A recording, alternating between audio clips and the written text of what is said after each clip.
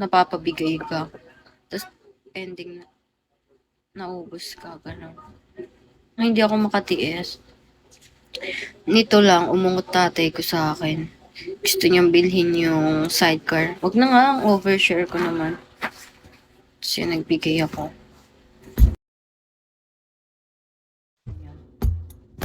Tapos sabi niya, ibabalik niya daw. Sa akin naman, Papi Chulo. Oo nga pala, Papi Chulo nga pala doon. No? Na-shoutout ba kita?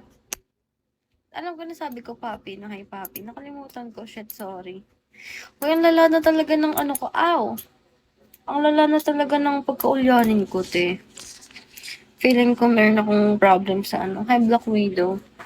Ang lala ng pagkaulyanin ko.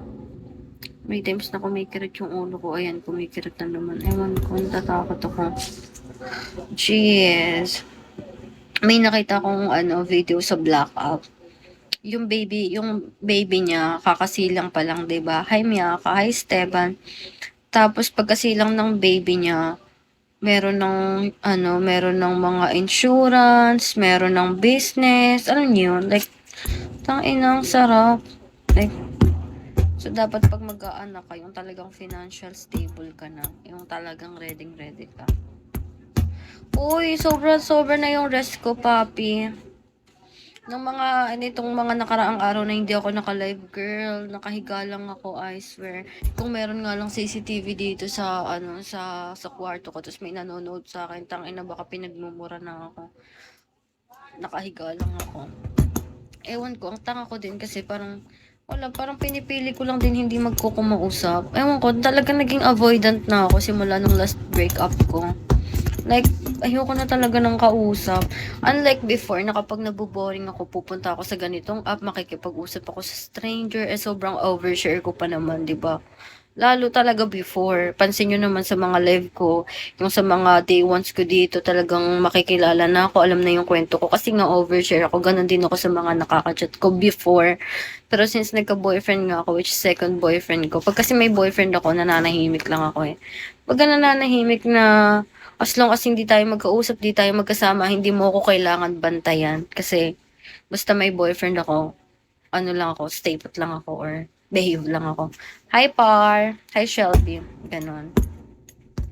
So, ngayon, ang eksena ko, kung hindi ako naka-live, nakahiga lang ako magdamag, kagabi, nagising ako ng parang 10 p.m. to 5 a.m. Girl, nag-aano lang ako, nag-i-scroll lang ako, tangina. Parang gusto ko na nga lang mag-addict sa ML eh. Kung malakas lang talaga internet namin, sabi ko sa inyo, i-grind ko yan ng bongga. Parang last year or, feeling ko, break na kami ng ex ko nito eh.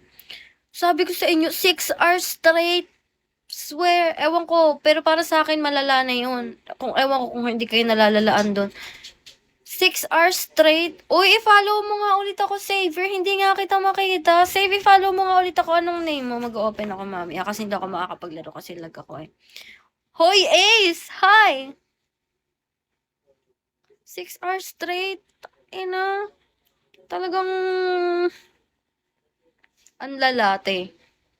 Kaya ko yun. Hi, Zen. Gusto ko mag-ML na lang. Ano ba? Kailangan ko mag-live sa TikTok. Si April. Sino ba si April? Di ko naman yung kilala. Grabe, adik ka na. Hindi, Black Widow. Oo, pero nung time na yun, parang inaano ko lang siya para ma-distract lang ako. Kaya sinadya ko na isunod-sunod. Like, straight talaga yun, te. Makatulong ka sa kanila. Wala nang problema sa makatulong. Ang akin lang, wag sobra kasi, wag sobra. Mag-makeup na lang kaya ako. Ano sa tingin mo? Tapos mag-live ako mamaya sa vlog. Kasi kailangan kong magpaano dun eh. Kailangan ko na. Wait, natatai ako. Uminom kasi ako ng tea. Wait nga. Ba't ba mute, Bonak? Paano ba patayin camera dito? Ay, wala bang patayin ng camera dito, guys?